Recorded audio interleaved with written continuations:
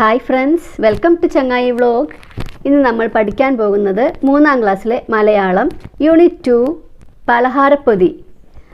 ആ പാഠത്തിലെ പലഹാരക്കൊതിയന്മാർ എന്ന പാഠഭാഗമാണ്. നിങ്ങൾ ആദ്യമായിട്ടാണ് നമ്മുടെ ചാനൽ കാണുന്നതെങ്കിൽ പ്ലീസ് ഒന്ന് സബ്സ്ക്രൈബ് ചെയ്യണേ.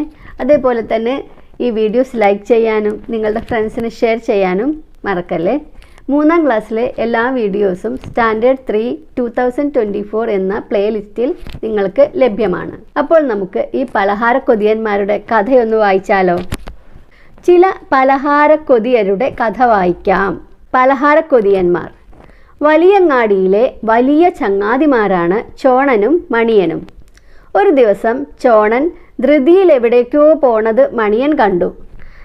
എങ്ങോട്ടാണ് അവനിങ്ങനെ ഓടുന്നത്? മണിയൻ പിറകെ ചെന്നു. പൊന്നാനി ചന്ത വരെ പോണെൻ്റെ മണിയാ, വഴി മാറ്, തീരെ നേരമില്ല. പറഞ്ഞു തീരും മുമ്പേ ചോണൻ ഓടാൻ തുടങ്ങി. പൊന്നാനി ചന്തയിൽ എന്താണ് ഇത്ര വിശേഷങ്ങൾ? അതറിയാൻ മണിയന് തിടുക്കമായി. അപ്പോൾ നീ അറിഞ്ഞില്ലേ അപ്പാണ്യം? മണിയനൊന്നും മനസ്സിലായില്ല.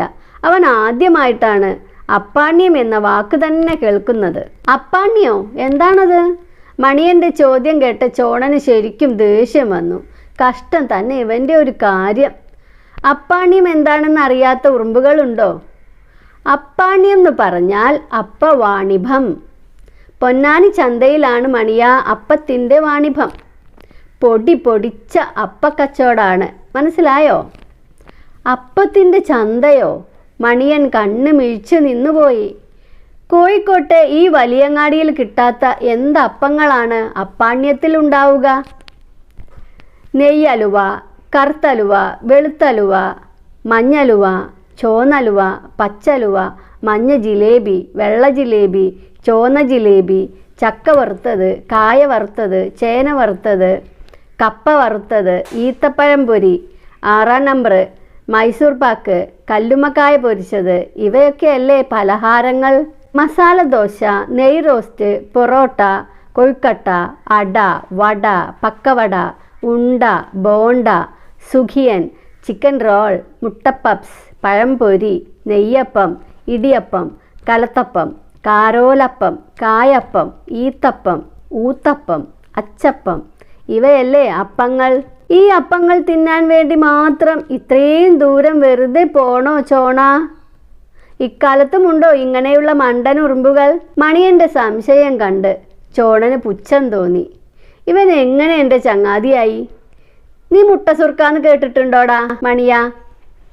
മുട്ടസുർക്കയോ? എന്താണത്? മുട്ടമാല തിന്നിട്ടുണ്ടോ? ഇല്ല ചോണ, എന്താണത്? ഈ കോഴിമുട്ടയുടെ ഉണ്ണിയില്ലേ? എന്ത്? ഈ കോഴിമുട്ടയുടെ ഉണ്ണിയില്ലേ, മഞ്ഞക്കരു? അത് മാത്രം എടുത്ത് ഉടച്ചുടച്ച് ചെറിയ ചെറിയ ഓട്ടകളുള്ള ചിരട്ടയിലൂടെ നൂലുപോലെയാക്കി പഞ്ചാരപ്പാവിലൊഴിച്ച് അലിയിച്ചങ്ങനെ ഉണ്ടാക്കുന്നതാണ് എൻ്റെ മണിയോ ഈ മുട്ടമാല. ഹാ, അതിൻ്റെ ഒരു മണം, അതിൻ്റെ ഒരു രുചി, അതിൻ്റെ ഒരു ചന്തം. നാവിലിട്ടാൽ അലിഞ്ഞങ്ങനെ പോകും നമ്മൾ. നാവിലിട്ടാൽ അലിഞ്ഞലിഞ്ഞു പോകുന്ന നൂലുപോലുള്ള മുട്ടമാലയെക്കുറിച്ച് മണിയൻ ഒന്നും കേട്ടിട്ടുണ്ടായിരുന്നില്ല. അപ്പോൾ മുട്ടയുടെ വെള്ളക്കരു അവർ എന്ത് ചെയ്യും? വെറുതെ കളയോ? മണിയന് സംശയമായി. ഹേയ് ഇല്ല, അത് പതപ്പിച്ച് മധുരം ചേർത്ത് കേക്ക് രൂപത്തിൽ ഉണ്ടാക്കുന്നതാണ് മണിയാ മുട്ടസുർക്ക. നിൽക്കട ചോണ, എന്നാൽ ഞാനും വരാം. കൊതി മൂത്ത മണിയൻ ചോണൻ്റെ പിന്നാലെ ഓടി. പൊന്നാനി ചന്തയിലേക്കുള്ള ഓട്ടത്തിനിടയിൽ മുട്ടമാലയുടെ മണവും രുചിയുമോർത്ത് മണിയൻ്റെ വായിൽ വെള്ളം നിറഞ്ഞ് പുറത്തേക്കൊഴുകി. കല്ലായിപ്പുഴയും കഴിഞ്ഞ് കുറേ വെള്ളം കടലിലേക്കും ഒഴുകി. എങ്ങനെയുണ്ട് ഈ പലഹാരക്കൊതിയന്മാരുടെ വായെന്ന് വന്ന പുഴ? സൂപ്പറായിട്ടുണ്ട് അല്ലേ? വിജയൻ കോതമ്പത്ത് എന്ന ആളാണ് ഈ കഥ എഴുതിയിരിക്കുന്നത്. അപ്പാണ്യത്തിന് പോയ പലഹാരക്കൊതിയന്മാർ എന്നതിൽ നിന്നും എടുത്തിട്ടുള്ള ചെറിയ ഒരു ഭാഗമാണ് ഇപ്പോൾ നമ്മൾ വായിച്ചത്. കഥ എല്ലാവർക്കും മനസ്സിലായല്ലോ. ഇതിൽ മനസ്സിലാവാത്തതായിട്ടുള്ള കാര്യങ്ങളൊന്നുമില്ല. നമുക്ക് ചോദ്യങ്ങളിൽ കൂടെ പോകുമ്പോൾ കൂടുതൽ മനസ്സിലാകും. അപ്പച്ചന്തയിലെ വിശേഷങ്ങൾ വായിച്ചപ്പോൾ നിങ്ങൾക്ക് രസകരമായി തോന്നിയ വാക്കുകൾ ഏതെല്ലാം? അപ്പച്ചന്തയിൽ എന്തൊക്കെ ഉണ്ടെന്ന് പറഞ്ഞപ്പോൾ നമ്മൾ കേൾക്കാത്തതും കേട്ടത് തന്നെ രസകരമായി തോന്നിയതുമായ വാക്കുകൾ ഏതൊക്കെയാണ്? അപ്പാണ്യം. അപ്പാണ്യം എന്ന വാക്ക് തന്നെ ഒരു പുതുമയുള്ള വാക്കാണ്. മുട്ടസുർക്ക, മുട്ടമാല, പൊടി പൊടിച്ച അപ്പക്കച്ചവടം, അപ്പത്തിൻ്റെ വാണിഭം, അപ്പത്തിൻ്റെ ചന്ത, വലിയങ്ങാടി, ഇതൊക്കെ നമുക്ക് രസകരമായി തോന്നിയ വാക്കുകളാണ്. ഇനി അടുത്ത ചോദ്യം നോക്കൂ. പലഹാരങ്ങളുടെ പേരുകൾ എഴുതൂ. അവ അക്ഷരമാലാക്രമത്തിൽ പട്ടികയാക്കൂ. നമ്മുടെ പുസ്തകത്തിൽ കുറേ പലഹാരങ്ങളുടെ പേരുണ്ട് അല്ലേ? അപ്പത്തിൻ്റെ പേര് അതെന്തൊക്കെയാണെന്ന് നമുക്കൊന്ന് നോക്കാം. ഇനി അതിന് നമുക്ക് എന്ത് ചെയ്യണം? അക്ഷരമാലാക്രമത്തിൽ എഴുതുകയും ചെയ്യണം. അപ്പോൾ ആദ്യം പലഹാരത്തിൻ്റെ പേര് വായിച്ചാലോ? നെയ്യലുവ, കറുത്തലുവ, വെളുത്തലുവ, ചോന്നലുവ, പച്ചലുവ, മഞ്ഞ ജിലേബി, ചോന്ന ജിലേബി, ചക്ക വറുത്തത്, ചേന വറുത്തത്, കായ വറുത്തത്, കപ്പ വറുത്തത്, ഈത്തപ്പഴം പൊരി, 6-ാം നമ്പർ, മൈസൂർ പാക്ക്, കല്ലുമ്മക്കായ പൊരിച്ചത്, മസാല ദോശ, നെയ് റോസ്റ്റ്, പൊറോട്ട, കൊഴുക്കട്ട, അട, വട, പക്കവട, ഉണ്ട, സുഖിയൻ, ചിക്കൻ റോൾ, മുട്ട പപ്സ്, പഴംപൊരി, നെയ്യപ്പം, ഇടിയപ്പം, കലത്തപ്പം, ഊത്തപ്പം, കാരോലപ്പം, കായപ്പം, ഈന്തപ്പം, അച്ചപ്പം. ഇനി ഈ വാക്കുകളെ അക്ഷരമാലാക്രമത്തിൽ എഴുതുക എന്ന് പറഞ്ഞാൽ ആദ്യം അക്ഷരമാല എഴുതുമ്പോൾ നമ്മൾ സ്വരാക്ഷരങ്ങളാണ് എഴുതുന്നത് അല്ലേ? അ, ആ, ഇ, ഈ, എങ്ങനെ അല്ലേ? അപ്പോൾ നമ്മൾ ആദ്യം ഇവിടെ ആ എന്ന് തുടങ്ങുന്ന പലഹാരത്തിൻ്റെ പേരുണ്ടോ നോക്കി അതാണ് എഴുതേണ്ടത്. ഇവിടെ അങ്ങനെയുള്ളത് അട. അട കഴിഞ്ഞാൽ ആ വെച്ചിട്ട് തന്നെ ഒന്നും കൂടി ഉണ്ട്, അച്ചപ്പം. ഇനി ആ വെച്ച് തുടങ്ങുന്നത് നോക്കൂ, 6-ാം നമ്പർ അല്ലേ? 6-ാം നമ്പർ. പിന്നെ ഈ, പിന്നെ ഉ, അങ്ങനെ വേണം നമ്മൾ അക്ഷരമാലാക്രമത്തിൽ എഴുതണം. ഇതേപോലെ എഴുതുക. അടുത്തത്, ഇഷ്ടപ്പെട്ട പലഹാരത്തിൻ്റെ ചിത്രം വരയ്ക്കൂ. അത് പരിചയപ്പെടുത്തുന്ന കുറിപ്പ് എഴുതൂ. അടുത്തത്, ആഹാരവുമായി ബന്ധപ്പെട്ട ചില പാട്ടുകൾ ടീച്ചർ പാടിത്തരും. അതുപോലുള്ള പാട്ടുകൾ കണ്ടെത്തി സ്വന്തമായി പലഹാര പാട്ടുകൾ എഴുതി നോക്കൂ. നമുക്കിവിടെ ചില പാട്ടുകളൊന്ന് പാടാം. സുന്ദരി കൊഴുക്കട്ട. കണ്ടോ നല്ല കൊഴുക്കട്ട, വെളുത്തുരുണ്ട കൊഴുക്കട്ട, തേങ്ങാപ്പീരയും ശർക്കരയും ഉള്ളിൽ നിറച്ച കൊഴുക്കട്ട, അമ്മ മെനഞ്ഞ കൊഴുക്കട്ട, ആവിയിൽ വെന്ത കൊഴുക്കട്ട, കണ്ടാലാർക്കും കൊതിയൂറും സുന്ദരിയാണ് കൊഴുക്കട്ട. ഇനി അടയെക്കുറിച്ചിട്ട്, അടയെക്കുറിച്ചിട്ടുള്ളൊരു പാട്ടായാലോ? അടകൾ പലതരത്തിലും ഉണ്ട് അല്ലേ?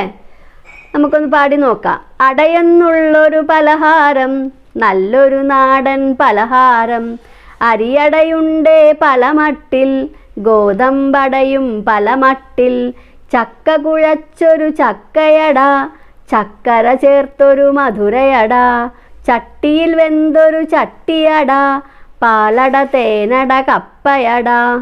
കൂട്ടുകാർക്ക് വേണ്ടി ഈ പലഹാരപ്പാട്ടുകൾ എഴുതിയത് പ്രശസ്ത ബാലസാഹിത്യകാരനായ സിപ്പി പള്ളിപ്പുറമാണ്. അടുത്ത ചോദ്യം എന്താണ്? നിങ്ങൾക്ക് ഇഷ്ടപ്പെട്ട ഒരു പലഹാരം ഉണ്ടാക്കുന്ന രീതി എഴുതൂ. ആ പലഹാരം തയ്യാറാക്കൂ. നിങ്ങൾക്ക് ഇഷ്ടപ്പെട്ട ഒരു പലഹാരത്തിൻ്റെ റെസിപ്പി, ഇപ്പം നമുക്ക് ആ വാക്കൊക്കെ അറിയാം അല്ലേ? എല്ലാവർക്കും അറിയാം റെസിപ്പി.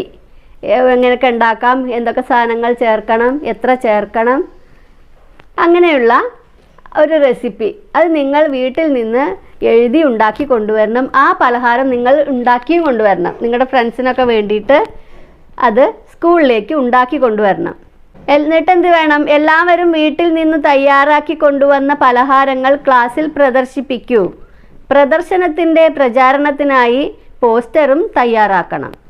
ഇങ്ങനെ ഇവിടെ ഒരു ഫുഡ് ഫെസ്റ്റ് ഉണ്ട്. ഇപ്പോൾ നമ്മുടെ സ്കൂളിലൊക്കെ നടത്താറുണ്ട് അല്ലേ? പെരുന്നാളും ക്രിസ്മസൊക്കെ ആകുമ്പോൾ നമ്മൾ ഫുഡ് ഫെസ്റ്റ് നടത്താറുണ്ട്. അപ്പോൾ നാവിൽ കൊതിയൂറും പലഹാരങ്ങൾ എന്നൊക്കെ പറഞ്ഞ് നമ്മൾ അതിന് വേണ്ടിയിട്ടുള്ള പോസ്റ്റർ തയ്യാറാക്കാം. നാവിൽ കൊതിയൂറും പലഹാരങ്ങൾ ഫുഡ് ഫെസ്റ്റ് 2024. പിന്നെ അതിൻ്റെ ഡേറ്റ് കൊടുക്കണം. നമ്മൾ ഈ മാസമാണ് അത് നടത്തുന്നതെങ്കിൽ ജൂലൈത്തെ ഡേറ്റ് കൊടുക്കുക. ജൂലൈ അല്ലെങ്കിൽ അടുത്ത മാസത്തേക്കാണ് നമ്മളിത് കരുതുന്നതെങ്കിൽ അടുത്ത മാസത്തെ ഡേറ്റ് കൊടുത്തയക്കുക.